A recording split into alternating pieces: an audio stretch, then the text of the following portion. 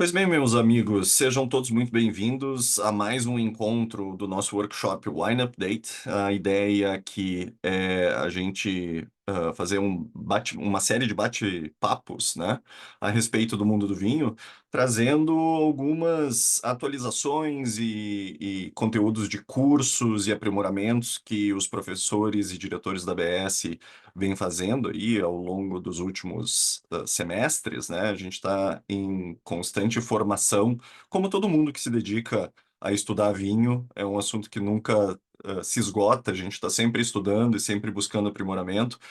E neste episódio eu tenho a oportunidade de compartilhar com o professor Vinícius Santiago, então, uma de nossas paixões, um assunto que nos mobiliza muito, que são vinhos doces. Então, vou deixar o Vinícius dar um oi para todo mundo aí antes da gente arrancar no conteúdo. Vai lá, Vini. Salve Maurício Olof, salve todo mundo, bem-vindos ao nosso Wine Updates de hoje. Vamos falar sobre vinhos doces, um pouco sobre fortificados também, que é uma categoria importante para vinhos doces, mas é um mercado curioso de vinhos doces internacional, então vamos debater um pouco disso.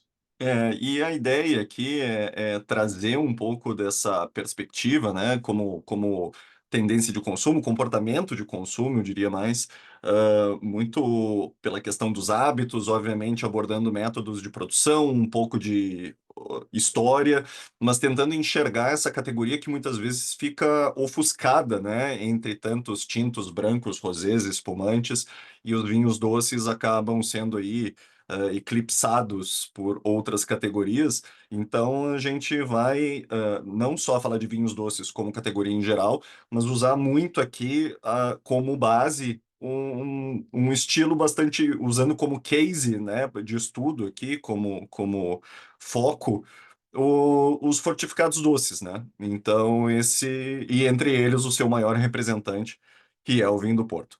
Mas vamos lá, vamos tentar estabelecer então, Vini, alguns parâmetros aí do que é que a gente está falando? Vamos embora, vamos começar falando de fortificados, já que o nosso case é vinho do Porto. É importante entender que vinhos doces existem ao longo da história. Esse é um ponto importante. Do período dos gregos, dos romanos, o pessoal já adoçava os vinhos com mel, adicionando outros produtos ao vinho. Mas os vinhos doces que a gente tem hoje, uma das principais formas de se obter vinhos doces é a fortificação. São vinhos que resistem muito bem, foram criados em um período específico da história, e são vinhos que recebem álcool extra, que é o que aparece aí na imagem.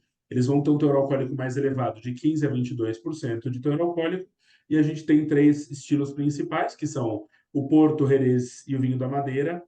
Vinho do Porto, e é importante também entender que Jerez pode ser muito seco, mas mesmo dentro de Porto e Madeira, a gente tem estilos secos e estilos doces, só que os doces são os mais famosos, e mesmo para Jerez, que é muito conhecido pelos vinhos secos, tem estilos doces também. Então, são categorias importantes dos vinhos fortificados. E os vinhos fortificados surgiram, aliás, a fortificação para vinho surgiu durante o período das navegações. Por que surgiu no período das navegações, ou pós-navegações, eu diria no período de navegações tardias? Surgiram para preservar vinhos durante as viagens, né? Então, quando os vinhos viajavam, e teve essa demanda com a globalização, porque as primeiras viagens que foram feitas eram de navios à vela. Quando você tinha navios a vapor, as coisas depois se transportavam de forma muito mais rápida e se preservavam melhor. Mas originalmente com navios à vela e principalmente em viagens longas que cruzavam o mundo, então transatlânticas principalmente, que iam até a Ásia, né, a Índia, para buscar especiarias, etc., o vinho era importante. Não só como mercadoria, mas também como é, produto de consumo das tripulações, porque tradicionalmente esses navios tinham apenas homens, não podia ter mulheres nos navios. Esses homens tinham uma alimentação extremamente restrita, porque nada dura muito tempo fresco dentro de um navio. Então, ou eram pães ou biscoitos muito duros, você tinha uma alimentação muito restritiva em vegetais, você só tinha acesso a coisas frescas quando o navio atracava em algum lugar. A água potável era racionada, era restrita, porque também você não pode ficar carregando um monte de água, então você parava para abastecer de vez em quando. Carne fresca também não tinha, então era tudo carne seca. Traduzindo, era uma vida muito miserável. E o que eles tinham de diversão, eventualmente, era álcool. Vinho, cerveja, um destilado depois, isso ficou importante, e aí surgiram os fortificados. E esses vinhos têm algumas características particulares. E nessa Diga, linha, Maurício. inclusive, é isso, né? A água estocada nos navios, uma que as condições de estocagem eram muito pobres, né?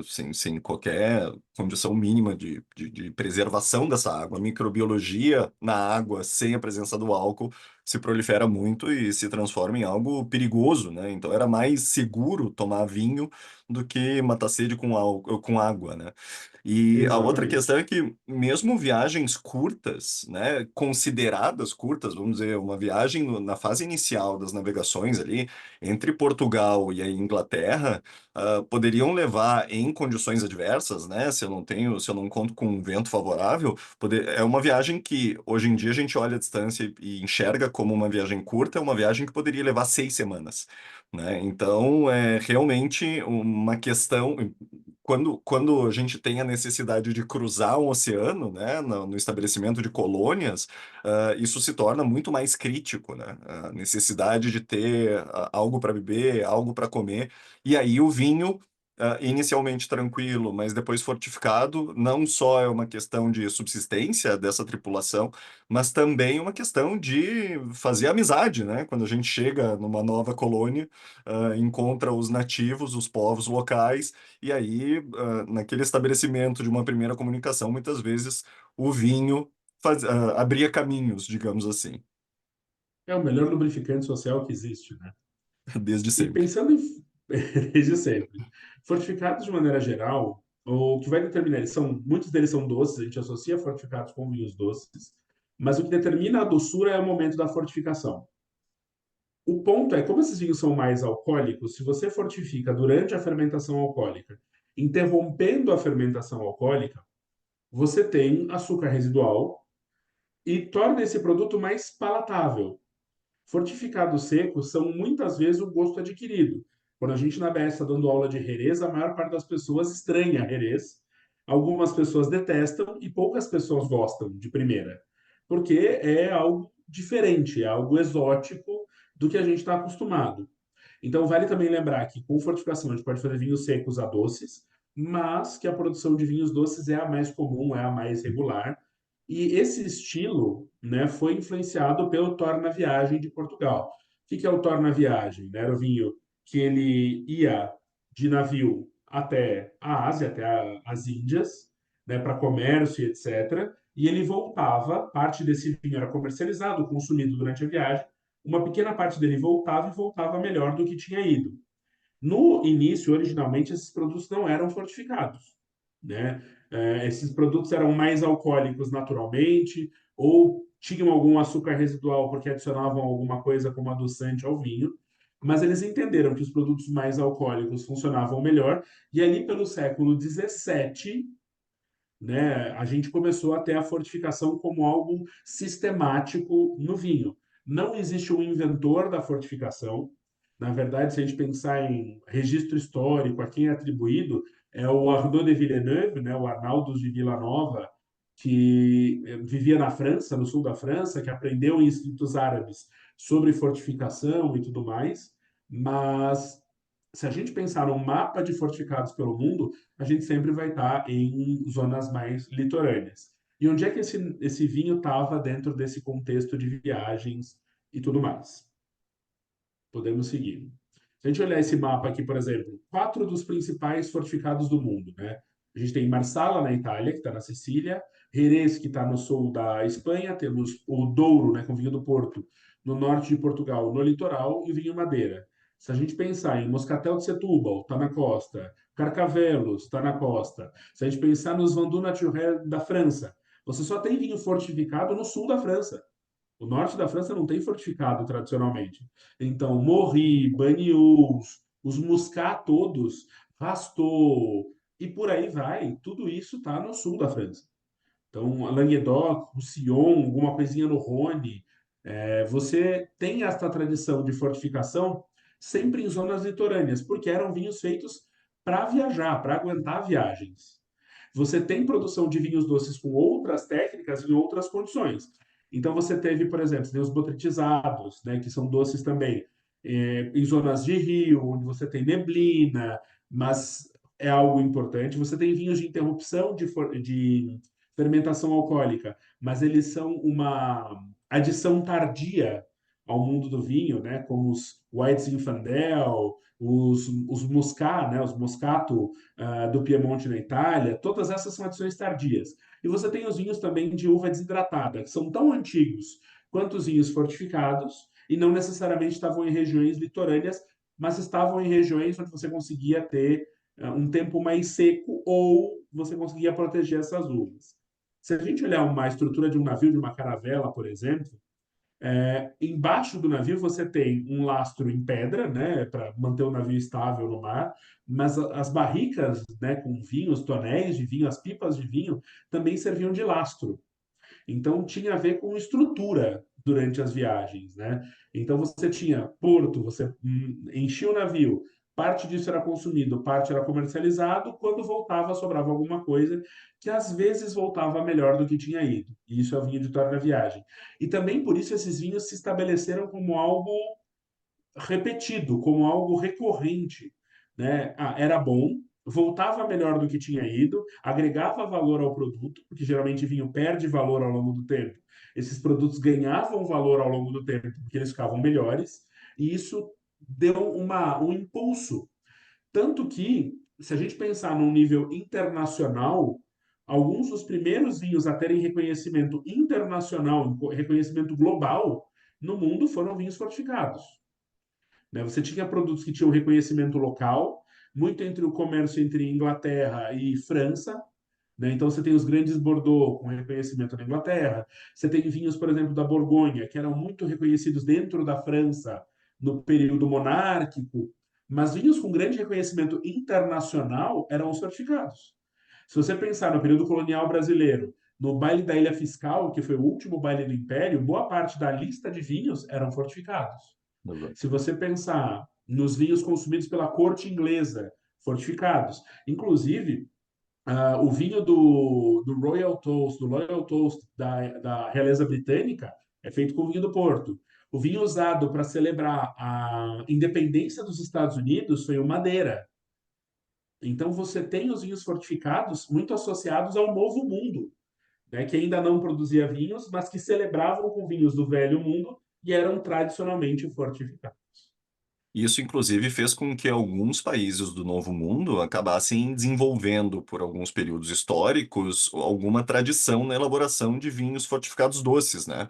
É o caso da África do Perfeito. Sul, por exemplo, que até hoje tem uma produção que assusta um pouquinho o pessoal do Porto, porque eles usam, né, a nomenclatura como Cape Town ou Cape Ruby, né, e que claramente inspirados nos vinhos do Porto, mas a Austrália também, né, que acaba se transformando num ponto intermediário de viagem, muitas vezes a Nova Zelândia, né, acabou focando nesses vinhos por alguns períodos históricos, justamente como forma de abastecer os viajantes.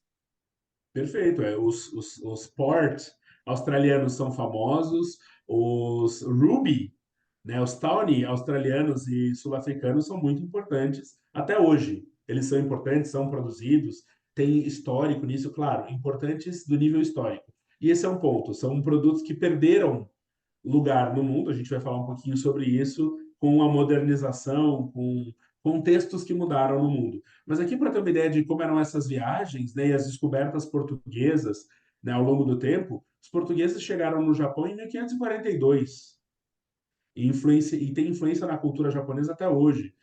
E chegaram na China em 1517, né? Em Madagascar em 1500, nas Ilhas Maurícias em 1507. Então a gente está falando ali do início dos 1500 e nesse período já tinha comércio com o Velho Mundo, transporte de vinhos, né?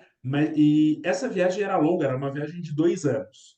Para uma bebida durar 2 anos, ela precisa de alguma coisa a mais e a fortificação era parte importante disso. E o fato dessa bebida ser tradicionalmente doce ajudava no paladar, ajudava no consumo. O açúcar na concentração que tinha, o álcool na concentração que tinha, funcionavam como conservantes naturais do vinho. Então, tudo isso favorecia, facilitava. E aí a gente Um, vai falar de vinho do Porto. Um ingrediente que, inclusive, até hoje, né, o açúcar residual super importante aí para a longevidade de qualquer vinho, né? Claro que o bom envelhecimento de um vinho não depende de açúcar. A gente tem muitos exemplos de vinhos secos que envelhecem bem, mas sem dúvida nenhuma, os vinhos que têm alguma doçura, que trazem alguma doçura, são aqueles reconhecidos, e álcool mais elevados são aqueles reconhecidos por uma longevidade maior, né? Então, vira e mexe, a gente ouve falar de uma adega que estava escondida, alguém derrubou uma parede, achou meia dúzia de garrafas, e daqui a pouco tem vinhos do século XIX, por exemplo, até do século XVII, e que, se forem vinhos secos, se forem espumantes, muito provavelmente eles não têm mais qualquer uso, né? Vai ser uma peça de museu. Mas agora, se a gente está falando de um madeira, né, que é um vinho considerado indestrutível, se a gente está falando de um porto, se a gente está falando dessa categoria de vinhos fortificados, doces, muito provavelmente esses vinhos aguentaram bem aí o cruzar dos anos. Exatamente. Então, vinho do Porto. E o vinho do Porto é um dos grandes, aliás, se costuma dizer que é o maior representante, né, nessa categoria dos vinhos fortificados doces. Como o Vinícius bem explicou, são vinhos de embarque, então, né, eram vinhos que eram usados tanto para o lastro dos navios, mas também como meio de manter a tripulação sob controle. Era item de comércio, era um ponto importante na primeira comunicação com os povos nativos, né? Toda vez que um navio atracava numa praia, e a gente tem como característica fundamental essa doçura, né, que vai se mostrar, e a adição de álcool vínico para estabilização.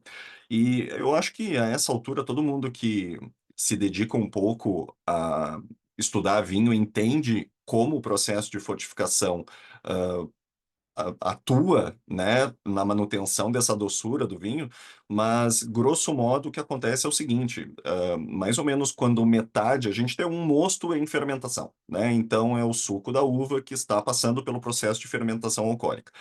Mais ou menos quando metade do açúcar total é processado pelas leveduras, se é agregado, então, ao mosto esse álcool extra, né? Esse álcool que vai vir a fortificar, esse álcool vínico, né? Que vai fortificar esse vinho. O que acontece aqui são dois fenômenos fundamentais. O primeiro, de menor impacto, mas que ajuda, é um choque térmico, né? Porque a gente entra com álcool aqui, que o mosto em fermentação, como a gente sabe, a fermentação alcoólica é um processo que gera calor. Então, esse mosto ele vai estar morno com o trabalho das leveduras. O álcool entra frio e com isso ele já desacelera o trabalho das leveduras, né? Mas fundamentalmente o que acontece é que ao elevar demais, ao elevar o grau alcoólico desse mosto por meio da fortificação a 15, 16 graus, é um ambiente alcoólico demais para a sobrevivência da levedura. E daí com isso ela morre e deixa de atuar naquele mosto e assim se interrompe a fermentação alcoólica que estava sendo conduzida por essas leveduras. Como a gente, né, como esse processo é conduzido quando metade, mais ou menos, do açúcar total foi produzido, sobra a outra metade do açúcar, né, do açúcar das uvas. E com isso a gente vai ter um vinho bastante alcoólico, por causa da adição de álcool, e doce, né, por causa dessa manutenção do açúcar residual.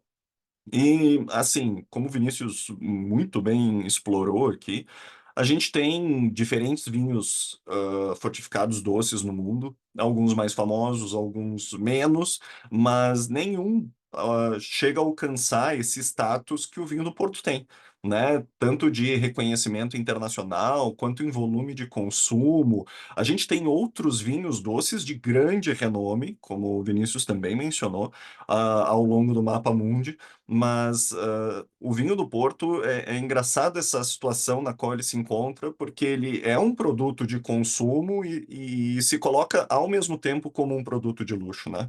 E nesse momento a gente se dedica um pouquinho para tentar entender aqui o que que são os trunfos do vinho do Porto, o que que faz do vinho do Porto ter essa posição de destaque dentro da categoria. Eu vou começar aqui, Vinícius, dando alguns palpites, tá? E a gente vai trocando ideia.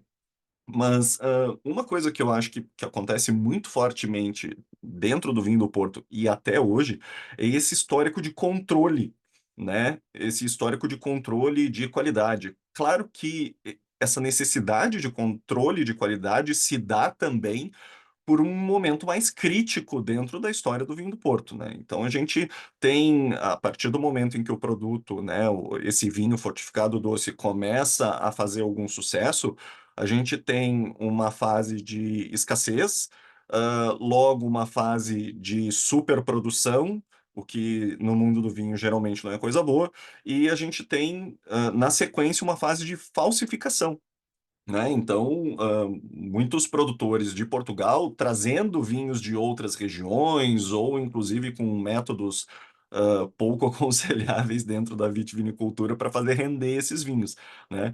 E aí, em 1756, então, vem o plano de ação de Marquês do Pombal para estabelecer, né, regras de elaboração do vinho do Porto, privilegiando, obviamente, a região do Douro, e aí a gente tem o que é conhecido, muitas vezes controverso, mas o que é conhecido como a primeira denominação de origem do mundo, né? Os portugueses, eles defendem muito essa posição, basicamente por unir três fatores principais, né? Um é a delimitação da área, né? E isso acontece por meio dos marcos que são estabelecidos na região do Douro, né? Os marcos de feitoria. A gente tem o estabelecimento de regras para a elaboração desse vinho que é tão valioso. E uma coisa que os portugueses defendem muito, que os demais concorrentes, né, o pessoal de Tokai, o pessoal de Chianti, que não tinha isso tão bem formalizado, era a formação do que hoje a gente chamaria de um conselho regulador, né? Então, que desde o início se estabelece uma empresa, basicamente, para conduzir esse processo e garantir a qualidade, né? Mas esse é um marco inicial, é um primeiro passo, mas a gente tem outros marcos importantes dentro da história do vinho do Porto que reforçam essa ideia de controle, né? Então, o sistema de pontuação de Moreira da Fonseca, de 1945, né? Que vai fazer a leitura, vamos dizer assim, fazer uma avaliação dos vinhedos e dar nota a esses vinhedos, estabelecendo quais são os melhores e aqueles que podem produzir os melhores vinhos do Porto. A gente tem a questão, bom, essa classificação ela acaba resultando na lei do benefício, né? Que é um sistema complicadíssimo, que determina mais ou menos o quanto de vinho do Porto cada produtor pode elaborar. A gente tem a Câmara de Provadores até hoje dentro do IVDP, né, no Instituto do Vinho do Douro e do Porto, que é insano, né? Então a gente tem um grupo de degustadores que provam 20 vinhos por dia, né? Todos os vinhos do Porto, todos os vinhos do Porto que são colocados no mercado passaram pela Câmara de Provadores, né?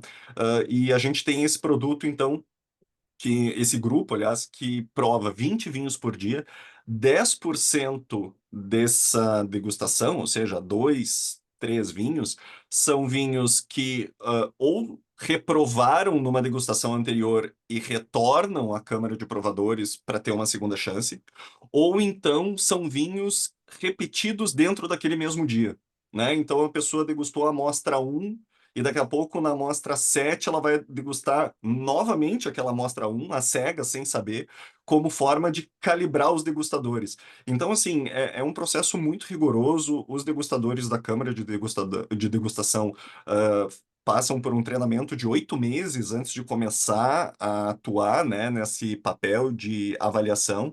E os vinhos são classificados, né, obviamente, com notas, num sistema de colegiado, e é a partir disso que se permite, né, ou se pelo menos se valida a intenção da vinícola de lançar determinado vinho dentro de certa categoria.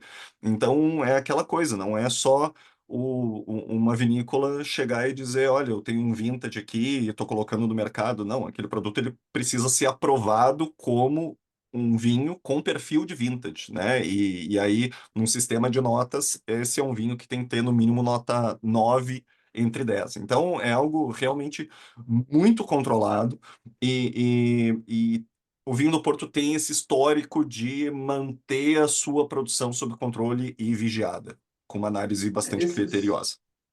esses são todos trunfos técnicos, eles são essenciais, mas vale lembrar que o que gerou os trunfos técnicos foram os trunfos comerciais. Se a gente parar para pensar que enquanto o Brasil, que era colônia de Portugal, estava tirando diamante das Minas Gerais, o produto mais exportado de Portugal era o vinho do Porto, o que gerou toda essa legislação que dá suporte para o produto, é algo absurdo, porque assim, Portugal hoje é um país desse tamanho. A relevância de Portugal hoje é muito pequena perto do que ela já foi na história. Portugal tinha colônias em todo o mundo, então antes foi o início do colonialismo europeu, né, no mundo. E isso depois veio de forma bem forte, né, entre a Primeira e Segunda Guerra Mundial, e ele pré-Primeira Guerra Mundial, e a gente está falando ali do início dos 1900. Mas quando era 1500, Portugal já estava começando a abrir suas asinhas pelo mundo. Então, e Portugal comercializava com o mundo inteiro. E num momento em que Portugal era um país considerado chato por algumas culturas. Os portugueses chegaram no Japão, por exemplo, os japoneses não gostavam dos portugueses. Porque os portugueses, eles não podiam colonizar o Japão, porque já tinha uma civilização bem estabelecida e tudo mais, e única, armada, né, diferente do que a gente tinha aqui na América do Sul. A gente tinha populações menos estruturadas socialmente e menos preparadas para lutar contra o português colonizador. Os japoneses não queriam saber muito dos portugueses, porque os portugueses queriam saber de catequizar os japoneses, né? E não tanto de comercializar. Quando os ingleses chegaram depois, né, os japoneses acharam mais interessante, porque o inglês queria saber de negócio, não queria converter ninguém. Apesar desse drive católico, religioso, cultural e catequizador, os portugueses comercializavam com muita gente em toda a costa da África e boa parte da Ásia, num período muito precoce, né, por causa de tecnologia naval. Os espanhóis fizeram algo parecido com a América Latina, né, e com a América do Norte, mas os portugueses eram mais abrangentes do que os espanhóis. Os espanhóis também tiraram muito ouro, muita prata, muitas pedras preciosas na América Latina.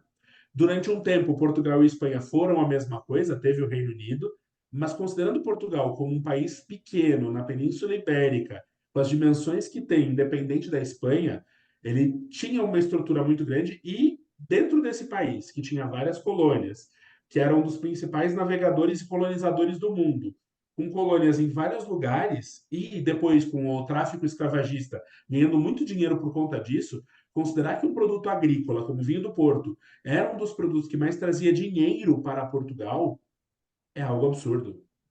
É. É isso, essa dimensão portuguesa.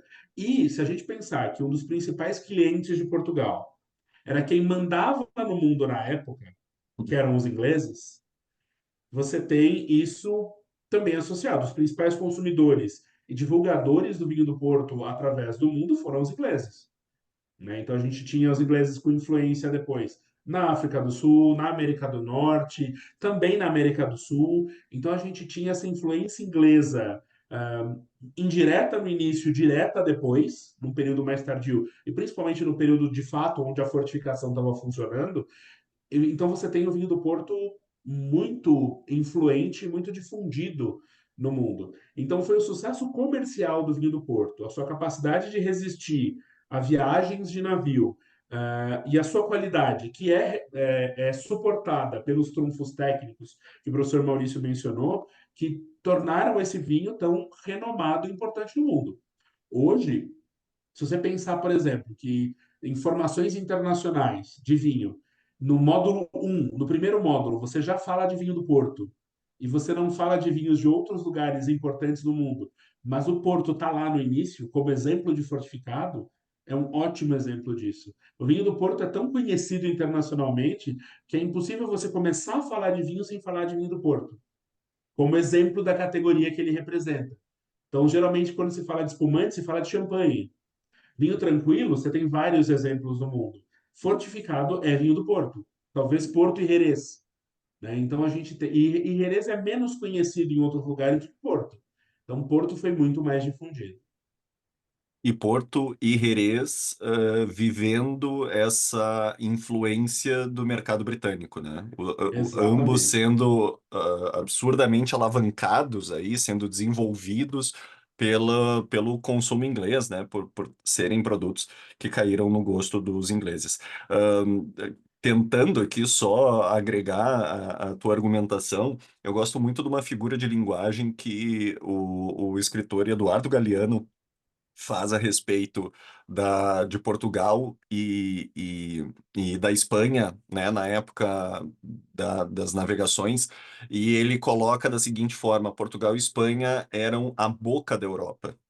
Porque vinha todo esse dinheiro, todos esses minérios, né? Todo esse ouro, essa prata, essas riquezas com o pau-brasil, enfim, entrava toda essa riqueza na Europa por meio de Portugal e Espanha, principalmente. Agora, nada era retido na boca da Europa, né? Tudo passava direto e esse foi um grande erro estratégico, vamos dizer assim, porque ao invés de usar esse capital, esse recurso para desenvolver, né, aí a gente tem iniciativas industriais que estavam começando, né? A gente tem algumas manufaturas que estavam ganhando destaque pelo mundo e como tu disseste bem, não era nada que os portugueses não conheciam, justamente porque eram mercadores, então eles teriam oportunidade de tentar desenvolver isso internamente. Não, simplesmente usavam esses recursos para comprar esses bens, né? E aí eu acho que o grande exemplo acaba sendo o Tratado de Methuen, né, de 1703, e que foi um tratado entre os portugueses e os britânicos que basicamente estabeleceu Portugal como um país agrícola, né, dizendo, olha, tudo que vocês vão vender aqui no Tratado de Tecidos e Vinhos, né, tudo que vocês vão nos oferecer aqui, tudo, a gente vai trocar, a gente vai vender para vocês manufaturados e vocês nos dão vinho transformando para o vinho do Porto foi genial, porque transformou justamente esse produto agroalimentar, né, no principal item de exportação do país. Agora, para a manufatura e para o processo de desenvolvimento do país, foi uma tragédia, né? E isso é o tipo de coisa que deixa uma herança, sem dúvida nenhuma, até hoje. Agora, É, uma, por favor. uma associação que talvez não se confirme, porque eu não li nenhum estudo a respeito disso, mas que valeria uma investigação, é a influência dos ciclos de açúcar alterando o paladar europeu e influenciando também o consumo de vinhos com açúcar residual. Porque a produção de açúcar nas colônias, né, foi um dos primeiros ciclos produtivos das colônias europeias na América do Sul e no Caribe, foi o ciclo do açúcar, e essa produção de açúcar também influenciou a produção de destilados, né? A gente tem os rums, a cachaça no Brasil, isso também influenciou, né, como moeda de comércio, moeda de troca em todo o Atlântico, principalmente, mas também entendo que deve ter em algum nível uma influência de paladares mais doces e vinhos mais doces influenciados por esse novo gosto adquirido de açúcar. Porque antes desses ciclos, a comer alimentos doces era mais complicado. A não ser frutas e mel, você não tinha nada muito doce. Então eram coisas reservadas para ocasiões especiais ou para gente com muito dinheiro. Então essa popularização também pode ter tido um impacto no gosto das pessoas por vinhos com açúcar residual, o que pode ter influenciado o gosto pelo vinho do Porto também. Sem dúvida é uma boa pensada. Eu acho que tem outro trunfo do vinho do Porto, que que é o sonho de toda a categoria vinícola, né? Ou de todos os produtores, que é como valorizar o seu produto. A gente está falando, quando fala de vinho do Porto, está falando de um produto que aprendeu a se valorizar, né? Até os anos 80, mais ou menos, 3/4 da produção de vinho do Porto era vendido a granel e engarrafado principalmente no destino, né? Então, tendo aí os britânicos como principal mercado, como os principais consumidores, era basicamente vendido a granel, ou seja, não era um produto engarrafado, né? Ele ia em pipas até o destino e lá ele era engarrafado.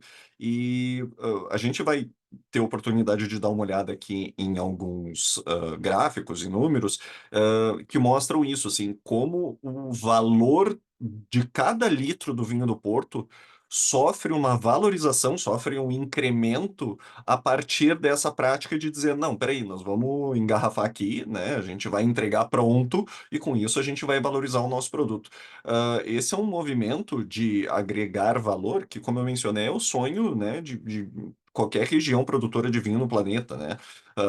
E algumas regiões fazem isso muito bem desde sempre. É o caso de Champagne, que tem um controle muito firme, né, a respeito do quanto está disponível no mercado, para criar essa sensação de escassez, que é para o produto não desvalorizar. Então, o vinho do Porto ele aprende a fazer isso e faz com muita eficiência, assim. E uma coisa que é engraçada é como isso chega hoje, porque o vinho do Porto vive uma situação um tanto particular, que ao mesmo tempo em que é um souvenir, porque é um produto que a gente encontra razoavelmente barato, né, numa viagem a Portugal ou no supermercado da sua esquina, né, é um produto que não é proibitivo em preço nos seus produtos standard, né, nas categorias de entrada, é um produto que pode ser um item de luxo também, né? Então a gente tem garrafas de vinho do Porto com tranquilidade, assim, claro, nos casos mais raros, né? Mas numa das categorias mais raras, que é o VVO, que é o Very Very Old, que chegam tranquilamente, assim, a 2.500 euros uma garrafa, né? Tem produtos tem extremos que chegam a 6.000 euros uma garrafa. Então a gente está falando de um produto que, como eu mencionei, transita entre esse produto de entrada e esse souvenir característico português e um mercado de luxo bastante desenvolvido, né? Então, é um caso muito particular. O vinho do Porto, sem dúvida nenhuma, é um caso bastante particular. E eu vou seguir aqui, então, Vinícius. Justamente para a gente dar uma olhadinha aqui, tá? Nesses gráficos de produção, né? Então, assim, a gente tem dados aqui desde 1775, então desde o século XVIII, e mostram justamente isso que o Vinícius estava falando antes, né? Então, tem a partir, né, de 1703, que é o Tratado de Methuen, a gente vê uma ascendência aqui, um crescimento nas exportações de vinho do Porto, chegando aí a 50% daquilo, de tudo que Portugal exporta, né, mais ou menos aí no início, meados do século XIX, né? Então, é um dado representativo. Imaginem um vinho que representa o principal produto de exportação de um país e numa grandeza de 50%, ou seja, metade daquilo que um país vende, né, que negocia com outros países. Tudo bem, era um momento em que globalização não era uma realidade, mas ainda assim era dentro da Europa, a gente tem um histórico de comércio, né, entre países por meio do Mediterrâneo e com a ilha da Inglaterra, né, com o Reino Unido, desde sempre, desde os tempos mais remotos. Então, a gente tem aqui um produto que alcança essa importância, essa grandeza de metade de todas das exportações totais de um país, e depois a gente tem esse movimento de queda, né? Mas isso tem que ser entendido da seguinte maneira, tá? Não significa que a exportação do porto caiu. O que acontece nesse movimento de queda é um aumento de outras exportações do país Portugal. Então, é simplesmente o vinho do Porto ele perde fatia nesse bolo, mas não porque as exportações caem. Pelo contrário, as exportações são crescentes, né? E continuam crescentes até hoje. O que é outro fenômeno que depois a gente vai debater um pouco, porque muitas vezes se fala da dificuldade dos vinhos doces justamente de conquistar novos mercados.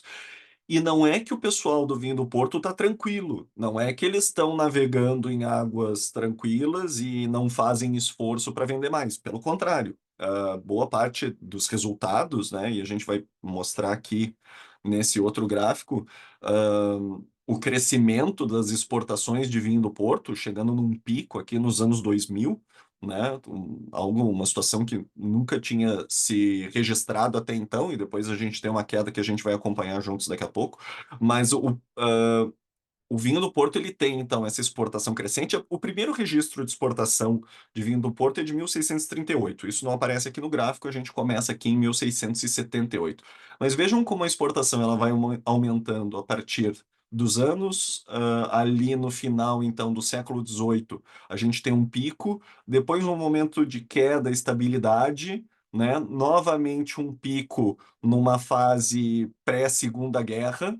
Aí, com o início da Segunda Guerra, uma queda abrupta, né? Como é esperado, o vinho do Porto acaba sendo encarado como um item superficial, né? Não é um item de necessidade primária, logo ele perde importância, perde mercado, os principais compradores estão envolvidos com a guerra. Portugal mantém uma posição razoavelmente neutra, né? Dentro da Segunda Guerra e com isso também não ajuda muito a fazer amigos aí nos países que estão pedindo apoio, né?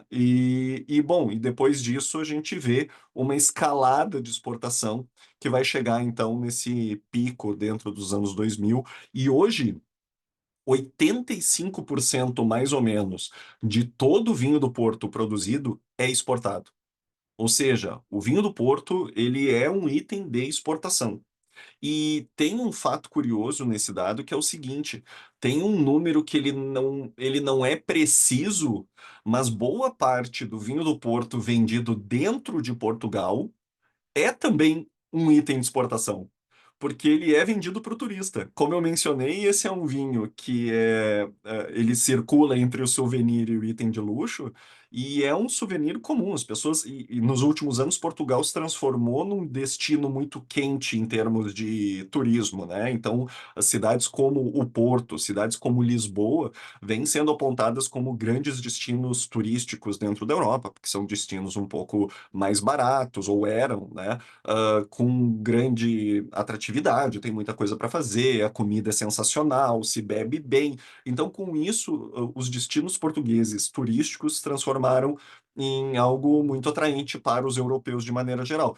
E boa parte do vinho do Porto vendido em Portugal, então, é basicamente uma garrafa que vai ser retirada da prateleira, colocada dentro da mala e não vai constar essa exportação, né? Porque é uma venda nacional, uma venda local, mas esse vinho ele vai viajar, ele vai ser aberto e degustado em outro país.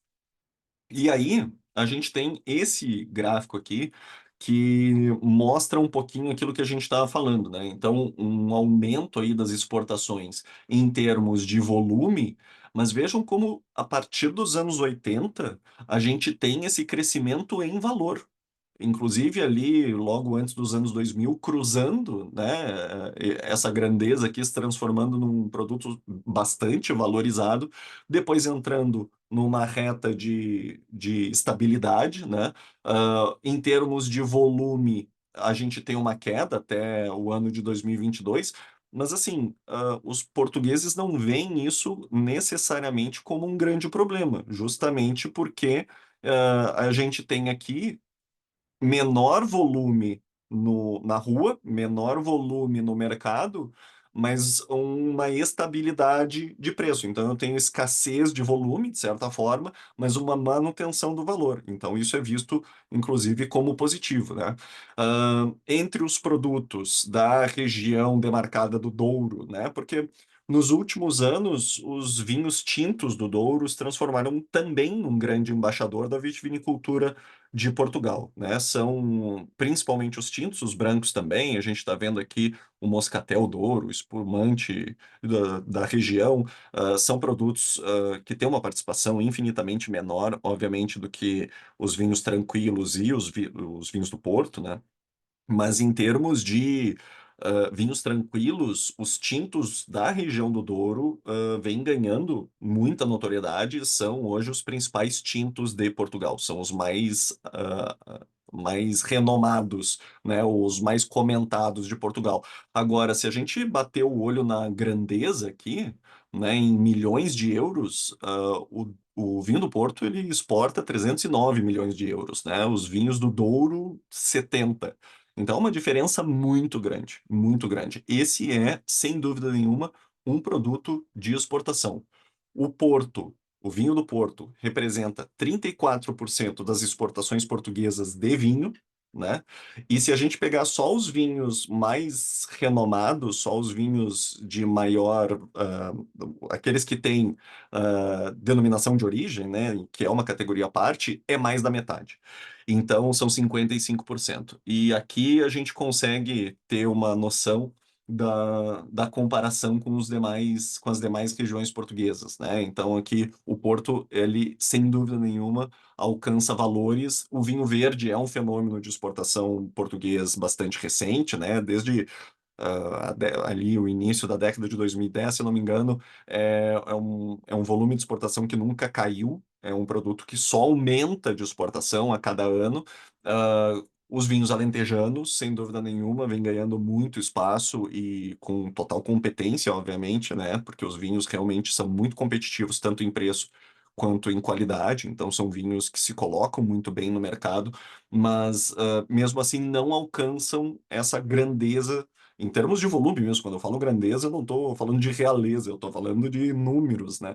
E eles não alcançam os números do vinho do Porto. O vinho do Porto é um produto que às vezes é subdimensionado, porque a gente não tem o hábito de degustar vinho do Porto todos os dias, ou mesmo uma vez por semana. Tem gente que nunca tomou um vinho do Porto, né? E às vezes não tem essa noção de que o vinho do Porto é o grande vinho de exportação de Portugal.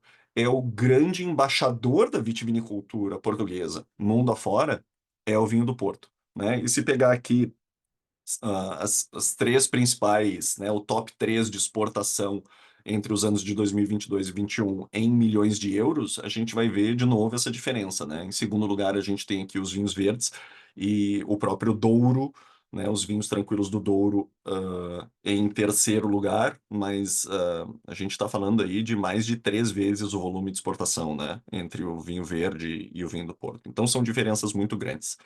Para onde esses vinhos estão sendo direcionados? Bom, a gente falou que os britânicos foram o grande mercado, né, do vinho do Porto. Hoje a gente está falando de um estilo de vinho que é vendido principalmente na França, mais inclusive do que dentro de Portugal. Então a França é o grande consumidor e levando em conta que é um país, é um grande produtor de vinho, que tem os seus próprios estandartes, né, que tem fortificados doces, inclusive, mas que estão comprando vinho do Porto, tudo bem, numa curva descendente, mas em grande volume, né? Então a gente tem aqui, desde a década de 90 até 2022, um recuo no consumo, mas aqui tem uma série de fenômenos que precisam ser interpretados também, né? Que acontecem desde a década de 90, e aqui a gente vai ver nesse ponto aqui, principalmente o efeito de Covid,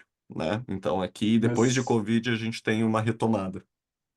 se a gente pensar, né, na França como um dos principais consumidores de vinho do Porto, isso tem a ver com alguns pontos. Um deles é o uso culinário do vinho do Porto, que boa parte Exato. desse, porque a gente está falando de volume e não tanto em valor, né? Então a gente tem muito uso de vinho do Porto em preparos da culinária francesa para molhos, para sobremesas, etc. Também a gente tem, depois da criação do bloco da União Europeia, uma migração importante de portugueses indo morar na França e trabalhar na França.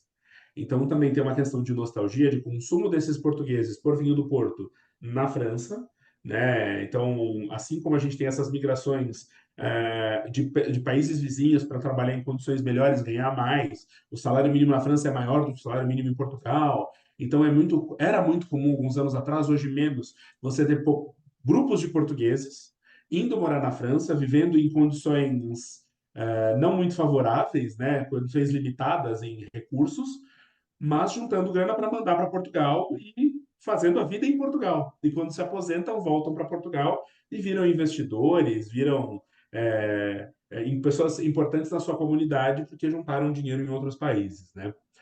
Então tem essa população, essa diáspora portuguesa na França, que também influenciou bastante. E a gente tem o francês ele consome muito vinho francês, muito vinho local. O francês conhece pouquíssima coisa de vinhos, o francês médio, né? Conhece pouquíssima coisa de vinhos de fora da França que não sejam franceses. Mas o vinho do Porto ele tem uma boa reputação, uma boa aura e um bom consumo. E ele é um bom vinho de aperitivo e um bom vinho para sobremesa, para encerrar refeições na França. Então é normal você fazer uma refeição com vinho francês, mas terminar a sua refeição com um Porto, um cálicezinho de vinho do Porto na França. Obviamente, a gente está falando de vinhos do Porto geralmente standard, né? Vinhos do Porto de entrada, mas existe essa aceitação positiva de vinhos do Porto no mercado restrito com vinhos franceses. Se a gente olhar outros países que importam vinhos, a França nunca é o primeiro. Essa daqui é uma exceção à regra. Então fica esse destaque. Exato. Eu acabei não trazendo mais números para não ficar, né, tão focado a discussão só em gráficos aqui. Mas uma coisa que é bastante interessante é que o vinho do Porto se conhece muito, né? E é algo que às vezes a gente sente falta aqui no Brasil, principalmente, né, a respeito do vinho brasileiro. Então, faz falta essa interpretação de para onde é que o vinho está indo, quais são as categorias mais consumidas em cada um dos países. Essa é uma leitura que o vinho do Porto tem, né? Em termos de volume, ocasião de consumo. Então, assim, existe dentro do vinho do Porto, né, muito esforço, muito investimento em autoconhecimento, né? Que é para justamente trabalhar melhor esses mercados. E uma coisa que eu acho que a gente mencionava aqui é essa dificuldade dentro da categoria dos vinhos doces de renovação de público. Essa é uma reclamação recorrente entre na maior parte dos produtores de vinho doce, né? Porque a gente tem todo o histórico aí de grande volume e produção de vinhos doces no passado, né? De vinhos com algum açúcar residual que eram mais fáceis ao paladar. Aí a gente tem a evolução um pouco do paladar para esse vinho mais seco, daí a gente tem paradoxo francês, o estabelecimento dos tintos, enfim, os movimentos de mercado, como são esperados, né? Eles mudam e assim os produtores vão se adaptando. Mas dentro da categoria de vinhos doces, com frequência, os representantes dessa categoria dizem é muito difícil renovar público, né? Porque as pessoas vão aos poucos abandonando esses vinhos mais tradicionais, esses vinhos doces vão perdendo o hábito do aperitivo e da sobremesa acompanhada de vinho e com isso a gente não sabe o que fazer, né? E com isso a gente está perdendo aqui o público e não sabe como renovar. A gente mencionava justamente, o Vinícius trouxe de maneira bem pertinente, os estilos de vinho, né, que estão sendo comercializados e as ocasiões de consumo aqui desse vinho do Porto dentro da França. E eu acho que um dos segredos também do vinho do Porto é essa capacidade de apresentar novos estilos. Eu vou focar nisso aqui primeiro e depois eu vou fazer um comentário em cima. Então, aqui a gente tem um breve histórico dessa introdução de alguns estilos importantes que foram sendo introduzidos dentro do vinho do Porto, né? Então, é um vinho que, de embarque que nasce lá no século 14, 15, junto com as navegações, né? Mas ele não era inicialmente fortificado, essa era uma questão, então se falava, né, dos vinhos de Lamego que pela sua fortaleza durava, por serem vinhos muito frutados e com taninos mais duros, aguentavam bem a viagem, é a mesma relação que se faz, por exemplo, nas navegações espanholas com os vinhos de Touro, da região de Touro, né? Então eram vinhos que viajavam bem por serem bastante tânicos, terem bom volume de fruta e um tanto rústicos, assim, então eles tinham uma longevidade um pouco melhor do que outros vinhos espanhóis. No século XVIII, a gente tem o início do processo de fortificação, mas num volume pequeno, não com o perfil que o vinho do Porto tem hoje. E a gente tem esse problema já mencionado, né, da queda de qualidade por conta de falsificações. Em 1820, aí sim a gente tem esse novo estilo de fortificação com maior volume de álcool, né? Com o vinho do Porto ganhando um perfil muito semelhante ao que ele tem hoje. E aí começam a se moldar os estilos de vinho do Porto que a gente conhece hoje, né? Então, as duas principais famílias, a família do vinho do Porto Ruby e o Porto Tawny, né? Então, os estilos vão aos poucos desenvolvendo, um com um perfil mais frutado, né? Com maior preservação das características iniciais, vamos dizer assim, do vinho, o outro passando por um estilo mais oxidativo e com isso ganhando outras características, mas os vinhos vão aos poucos mudando.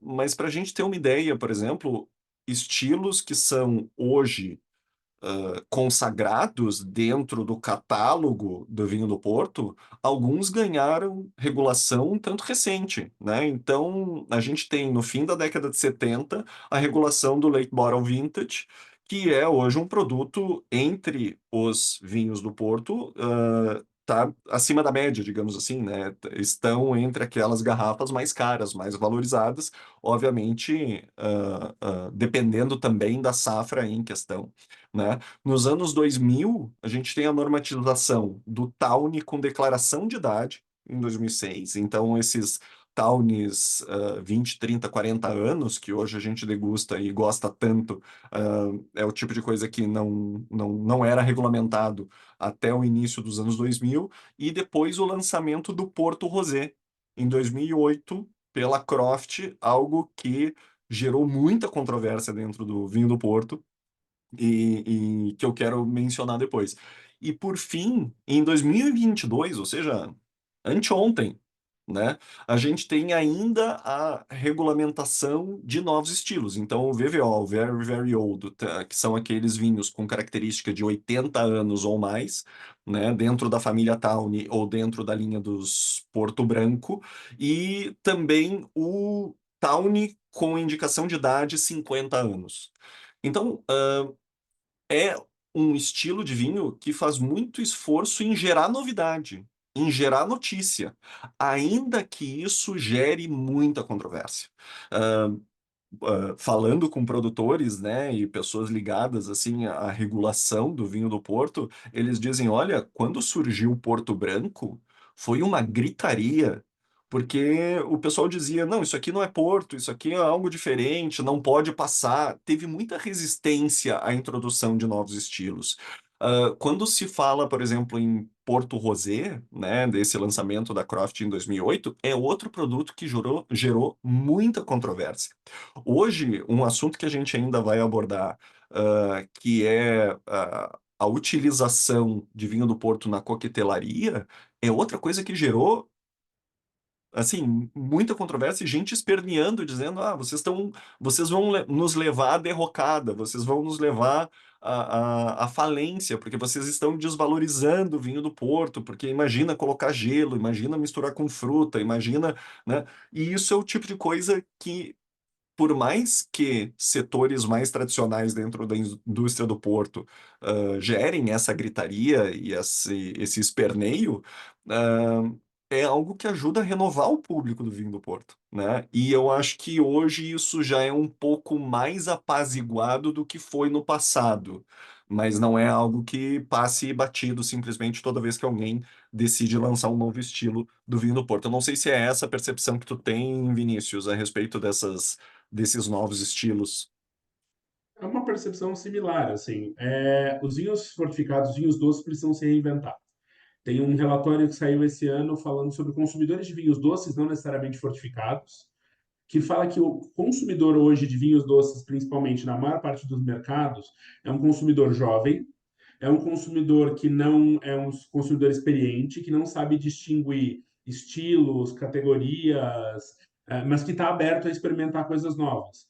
E o consumidor já mais maduro no mundo do vinho, ele tende a se afastar um pouco dos vinhos doces, ou a gente tem um consumidor muito maduro, que vai consumir um pouco de vinhos doces, mas vai pagar muito mais caro por eles, porque são produtos muito premium. Então é o consumidor que está disposto a pagar muito por um vinho doce de alta categoria, mas que não vai pagar tanto ou não vai consumir vinhos doces mais simples. Então a gente tem essa dualidade, falando de vinhos doces como categoria, de coisas muito simples, econômicas, de entrada, genéricas.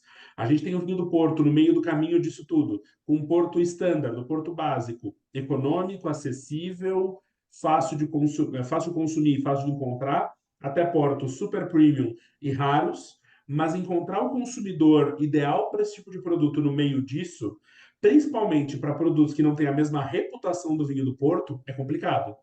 Porque ao mesmo tempo você quer fazer algo icônico, de destaque, algo que agregue valor, algo que te dê dinheiro, né, em exportação, em comércio de produto, mas ao mesmo tempo você tem que vender, você tem que fazer o produto girar. Então é uma dualidade importante e essas reinvenções de vinho do Porto são um exemplo bom de como o mercado vai se adaptando e criando coisas novas. E essa é uma realidade que a gente não encontra na categoria como um todo, né? E aí eu acho que é um momento oportuno para daqui a pouco desbravar um pouquinho da tua experiência com outros vinhos doces, né? Outros representantes da categoria e como tu enxerga o comportamento desses principais representantes desse estilo de vinho. Então, vamos lá. Bora, eu visitei esse ano a Vinoble. A Vinoble é uma feira, a maior feira do mundo de vinhos doces e fortificados e categorias diferentes que acontece em Jerez de la Frontera. Ela é uma feira bienal, então ela acontece a cada 2 anos. É, e é uma feira muito específica. Eu acho que é a feira de vinhos mais bonita do mundo, por onde ela acontece. E ela tem o horário mais bizarro do mundo, porque ela vai até ao meio-dia, meio-dia a feira fecha, e reabre às 3 da tarde e vai até às 7 da noite. Até às 9 da noite, na verdade. Então tem uma pausa, uma interrupção no meio, porque é muito quente. Então o pessoal na feira faz a siesta. Eu nunca vi isso em outra feira de vinhos antes. Mesmo na feira de vinhos de Barcelona, isso não acontece. Então é algo muito particular. Mas a gente pode até passar para o próximo slide. É uma feira com muitas coisas. Eu coloquei aqui 8 rótulos de coisas que você encontra ali. Então você tem moscatel, por exemplo, os moscatéis doces espanhóis, tem Tokai, que é um estilo de vinho que não se renova, mas que tem uma. Aliás, se renovou em legislação. Então, por exemplo, categorias como 3 e 4 plutônios desapareceram, 5, 6 plutônios continuam. Então, mudaram algumas legislações para dar uma refrescada na marca, mas produtos novos não saíram. A gente tem Jerez, importante, e Jerez também mudou suas legislações para não ser obrigatoriamente mais fortificado, para poder usar castas que não podiam usar antes, para poder colocar o nome do pago agora no rótulo que não podia antes. Você tem os passitos do sul da Itália, os vinhos de uva desidratada do sul da Itália, buscando o seu lugar, mas a produção é pequena. E essa produção, e os vinhos de uva desidratada, eles têm a sua produção limitada pela uva, pela desidratação. Você perde muito volume, assim como os botritizados perdem volume, mas ainda assim você está competindo com outros produtos similares no mercado. Então, um passito de panteleria, ele vai competir, por exemplo, com Recioto della Valpolicella, que vai competir com um vinho do sul da Itália, também de uva desidratada. Então, isso vai acontecer. A gente tem algumas coisas que são muito nicho. O Fondillon, por exemplo, ele é um monastrel não fortificado, ligeiramente adocicado, que vai amadurecer de forma oxidativa. É assim, o Fondillon só encontra na região de Alicante, é difícil de encontrar lá. Mas é uma especialidade. Então você vai ter essas preciosidades, né? Tem os ice wines, que com o aquecimento global estão sofrendo um problema. As zonas de produção de ice wine estão começando a mudar. Já teve safras na Alemanha que só um produtor conseguiu produzir ice wine naquele ano. Você tem o vinho Naranja de Condado de Huelva, por exemplo, que é um vinho que é fortificado com um álcool que foi amadurecido com cascas de laranja. Então tem um vinho laranja feito com laranja, mas de novo, também é algo muito específico. E esse paládio, esse último rótulo do lado direito ali na tela, é algo que ao mesmo tempo indica renovação e resgate. Tem um pessoal de uma universidade no sul da Espanha resgatando métodos romanos de produzir vinho. Então eles vão buscar na literatura formas que os romanos faziam vinho, vão reproduzir isso dentro de uma vinícola experimental parceira e estão colocando esses rótulos no mercado. Então, ao mesmo tempo que você tem novidade no mundo dos fortificados e dos vinhos doces, você tem resgate de técnicas ancestrais que a legislação nem consegue compreender hoje, porque é algo de um período que não tinha legislação como tem hoje. Vinhos que não conseguem ter denominação de origem, mas que são mais antigos do que a denominação de origem. Então, é um mercado que ele é muito nichado, isso é um ponto importante. O vinho do Porto é algo que foge à curva, que quebra a bolha um pouco, né? Aliás, eu diria que Porto, Madeira, Jerez e Marsala são os quatro que mais quebram a bolha, que mais furam a bolha.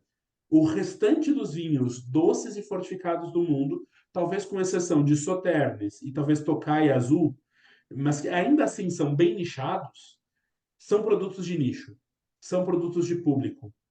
A gente tem algumas coisas como vinhos doces de consumo popular, como espumante moscatel no Brasil, por exemplo, como vinhos suaves de uva americana no Brasil, por exemplo, como o White Zinfandel nos Estados Unidos, como vinhos quase secos produzidos na Itália. Boa parte dos vinhos populares da Itália são quase secos para a legislação brasileira.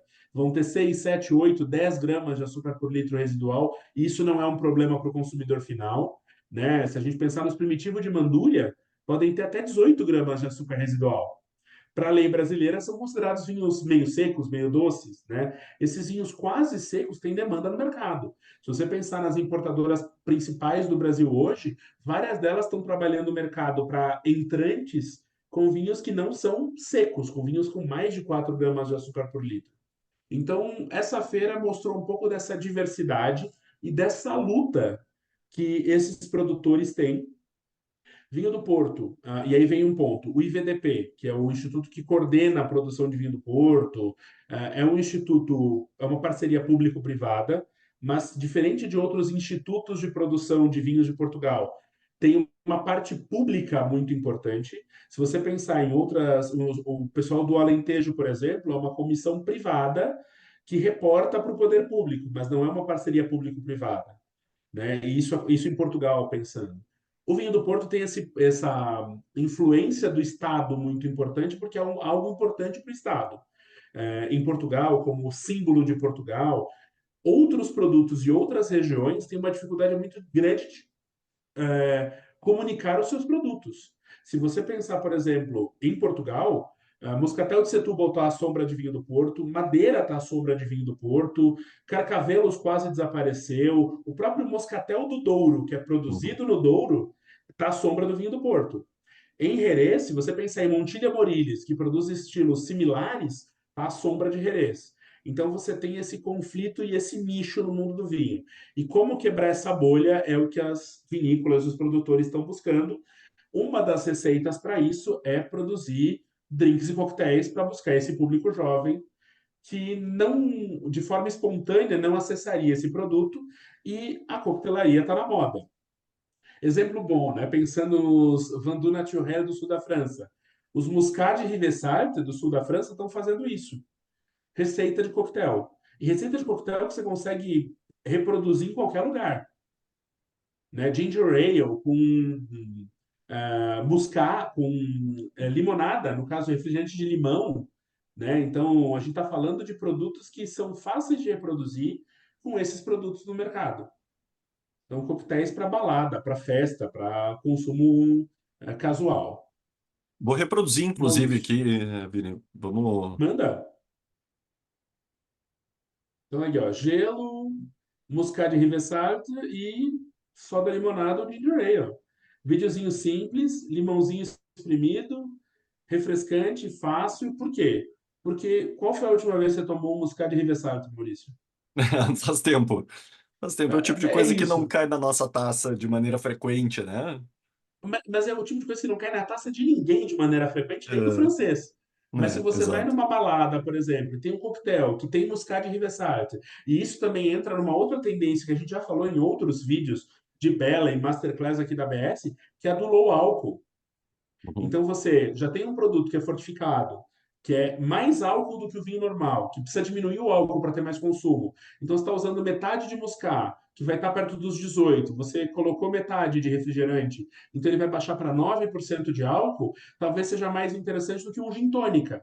Porque um gin tônica vai estar beirando os 20% de álcool, 15%. Aqui você vai baixar para 9%. É algo que você bebe mais de forma diferente e é uma forma de fazer esse produto girar no mercado.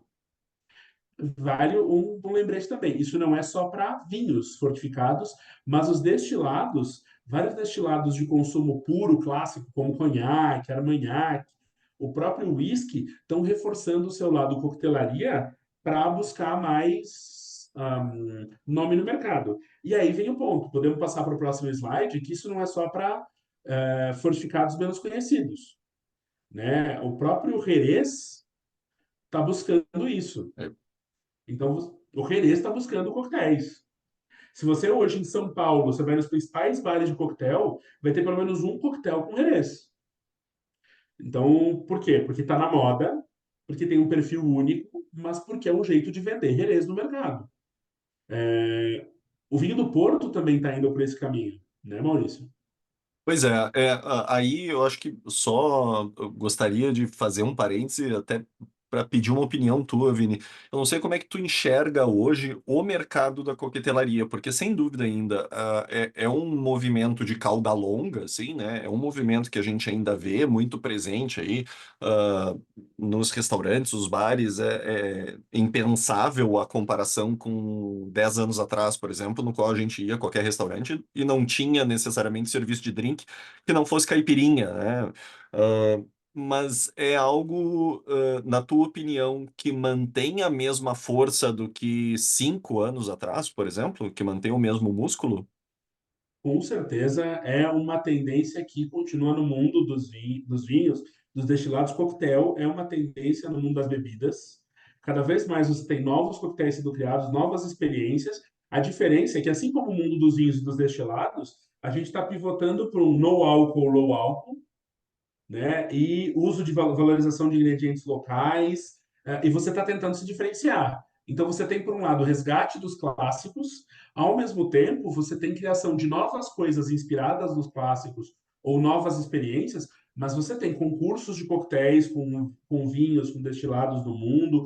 A coquetelaria é um dos grandes impulsionadores do consumo de bebida alcoólica hoje no mundo É. e vai É, continuar pelos próximos anos.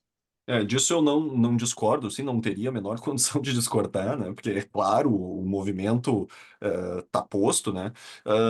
Talvez para mim seja muito mais a questão daquele barulho com o qual a gente se acostuma e já não ouve mais de maneira tão aguda, né?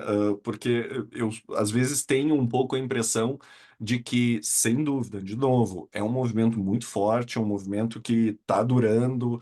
E que bom, porque eu acho que ele é positivo para todo mundo, para restaurante, para bar, para o setor de bebidas. Então, acho que ele é inquestionavelmente super positivo, mas às vezes eu tenho um pouco a impressão de que ele já não é mais tão assunto quanto ele foi, ah, sei lá, 3, 4, 5 anos atrás.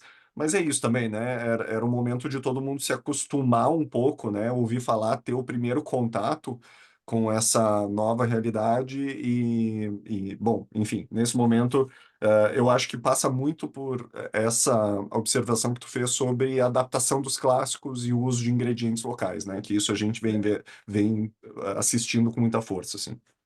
É menos assunto porque já virou corriqueiro, já entrou na cultura. Porque não Uhum. era da cultura, virou da cultura.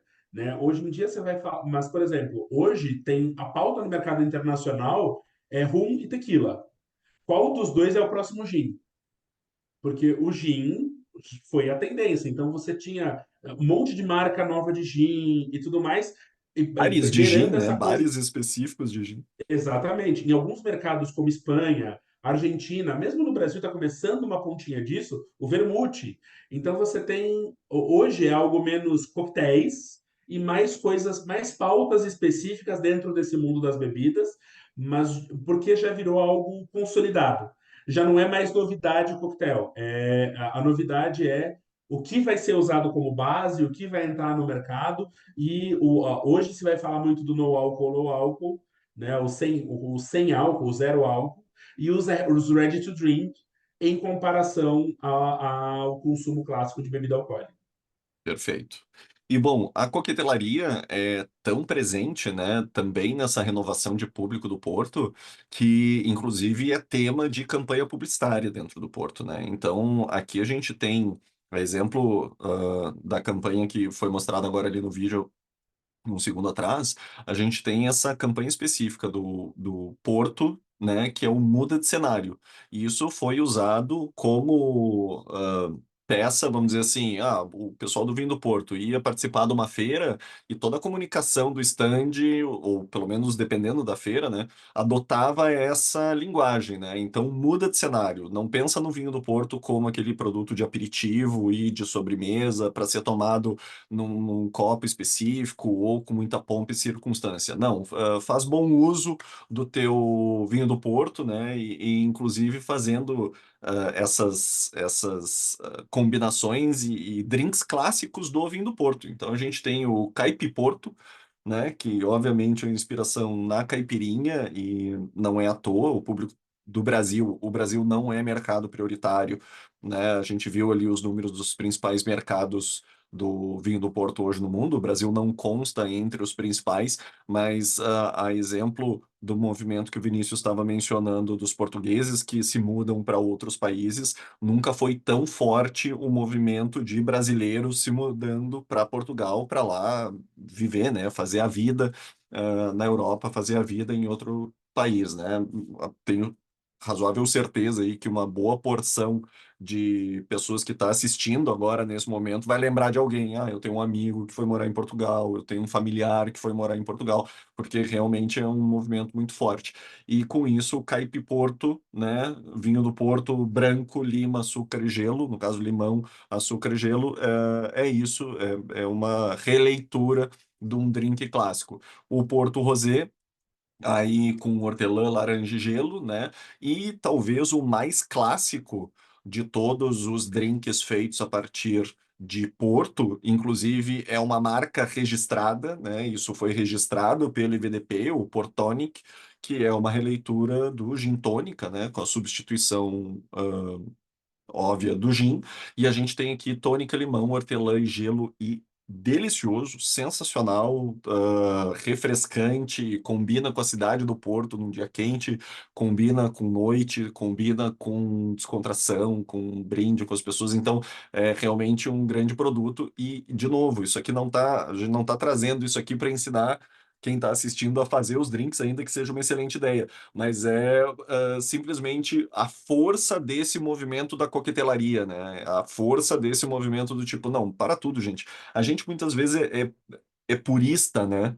Com os vinhos, no sentido de o serviço ele tem que ser super formal e a taça tem que ser adequada, e muitas vezes eu percebo que países justamente que passaram por esse momento de o vinho é meu, vou tomar do jeito que eu achar melhor, são aqueles que têm mais consumo, né? Então, a França tem esse movimento de beber vinho sem necessariamente ficar perguntando o que que é que tem na taça. A Itália tem muito isso regionalmente, então se sabe o que que se está bebendo, porque se bebe muito os vinhos locais, mas a Espanha é um país de consumo significativo de vinho e que muitas vezes, ao chegar num bar de tapas, por exemplo, simplesmente se pede, eu quero uma taça de branco, eu quero uma taça de tinto, sem ficar descobrindo o que que é que tem ali, de que safra ele é, de que safra é o vinho, né? Qual é o nome do produtor? Não, é o vinho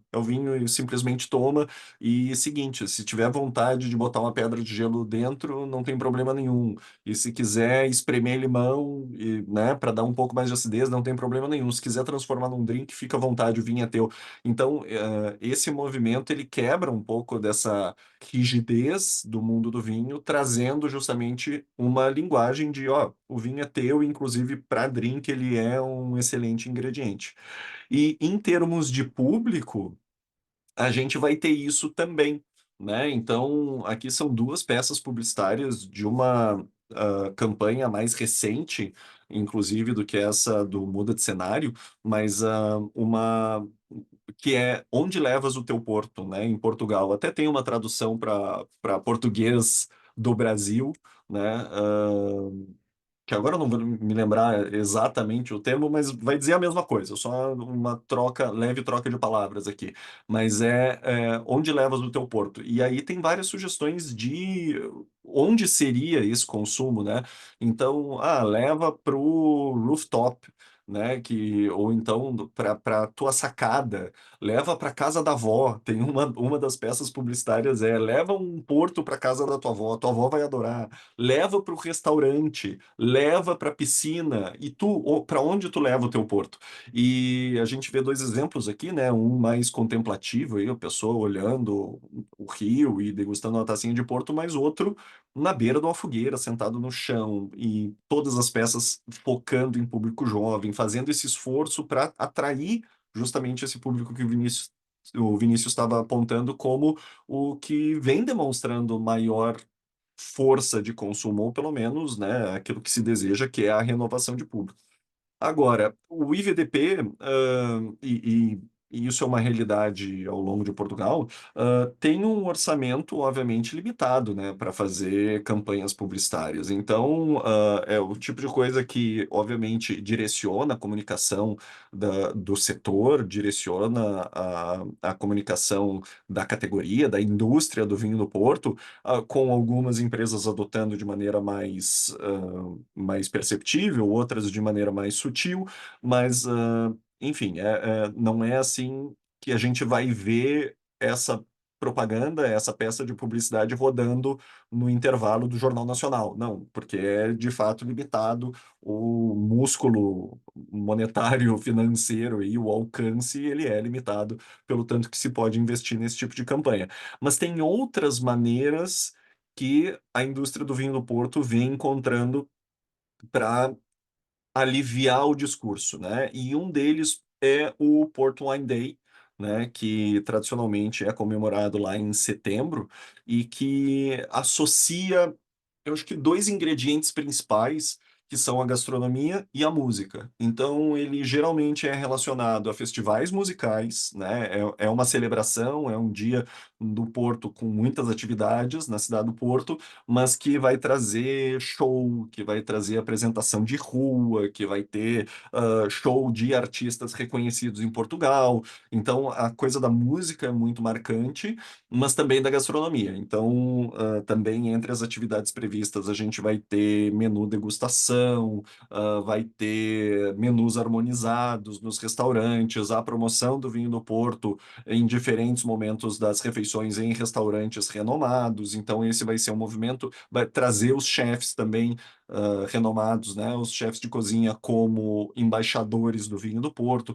Então, esse é um movimento que tem esses dois ingredientes como algo muito marcante, mas não são as únicas atividades. Então, tem degustação orientada, vai ter atividade mais comunitária, né, envolvendo esses produtores, a coquetelaria muito forte. Então, sem dúvida nenhuma, assim, é, existe, sem dúvida nenhuma, um movimento de renovação, um esforço de renovação, a necessidade de buscar esses novos públicos e sabendo celebrar o vinho do Porto, né? E para isso, nem que para isso seja necessário abrir mão um pouquinho dessa posição de símbolo histórico de Portugal e dizendo, olha, a gente está olhando para frente, a gente está olhando para o futuro e quem tiver conosco aí vai ter muitas novidades, vai ter muitas surpresas ao longo do caminho. Então, enfim, acho que falamos aí de vinhos doces como categoria, né? Como mencionei mais cedo, algo que me interessa muito e sem dúvida nenhuma interessa muito ao Vinícius, um pesquisador profundo aí da categoria de vinhos doces. A gente teve a chance de conversar sobre coquetelaria, um pouco sobre história. Usamos o vinho do Porto como case principal, mas falamos de outros vários estilos.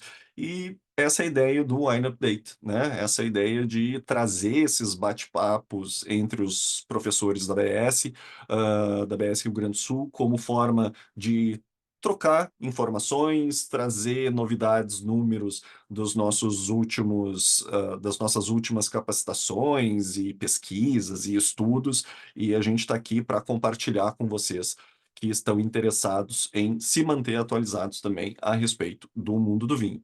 A gente tem uma agenda bastante movimentada agora ao longo de agosto, né? Então, na primeira atividade, na primeira data, o professor Vinícius estava aí de novo conversando com o professor Júlio a respeito de feiras importantes, o que vai envolver certamente bastante mercado, né? Leitura de exposição de produto, comunicação, enfim. Então, quem já viu, legal. Quem ainda não viu pode recuperar, tá lá no nosso canal no YouTube. Vinhos doces é o conteúdo que a gente venceu hoje. Tá vindo aí outros conteúdos, então a gente tem o episódio Rota das Cepas, em que eu e a professora Caroline Dani falamos um pouquinho, usando também um caso de estudo, né, que são vinhos espanhóis, mas para falar um pouquinho dessa internacionalização de determinadas variedades dentro do mundo do vinho, dentro como as diferentes cepas vão se estabelecendo e se adaptando em diferentes terroirs, esse movimento de internacionalização. E por fim, a gente volta a falar de champanhe, mas não só de champanhe. Na verdade, quem vai conduzir esse papo é o professor Júlio César e a professora Patrícia Bins, que vão falar um pouquinho do mercado de espumantes e todas as borbulhas que querem aí se equiparar e buscar o status que champanhe tem dentro do mercado, né? Por fim, o último recado que eu queria trazer hoje é que estamos com os cursos abertos, né? Então, os cursos de sommelier nas suas versões online e presencial estão com inscrições abertas, sem esquecer que esses são os últimos cursos abertos em 2024, tá? Obviamente, os cursos de sommelier, né, da BSRS. Depois desses, e assim, a gente está com uma procura bastante positiva, mas depois, então, dessas duas edições, do online e do presencial, quem quiser fazer o curso de sommelier conosco só em 2025, tá bem? Então, boa oportunidade aí para começar ainda esse ano. Professor Vinícius, eu quero agradecer demais a parceria. Sempre é um prazer fazer esse bate-bola. Deixa eu interromper aqui o compartilhamento. Sempre é um prazer fazer esse bate-bola. Saudade do amigo, né? Faz tempo que a gente não se encontra presencialmente, mas logo estaremos juntos. Verdade. Enfim, obrigado por toda a contribuição, por todo o compartilhamento aí, e foi um prazer conduzir contigo esse episódio do Wine Update. Pessoal, brigadão. Obrigado, professor Maurício, pela participação de vocês. Qualquer dúvida, estamos à disposição de vocês para tirar dúvidas, comentários.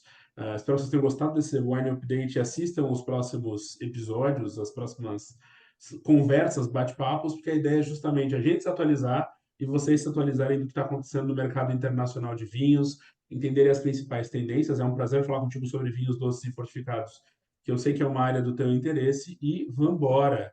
E quem ainda não se inscreveu, venha ser nosso aluno, que é fantástica a experiência. Inclusive, as novas turmas têm ajuste de currículo, o currículo do curso de sommelier da BS está mais robusto, mais completo, então aproveitem essa experiência. Valeu, pessoal. Até a próxima. Grande abraço. Tchau, tchau. Valeu, tchau, tchau.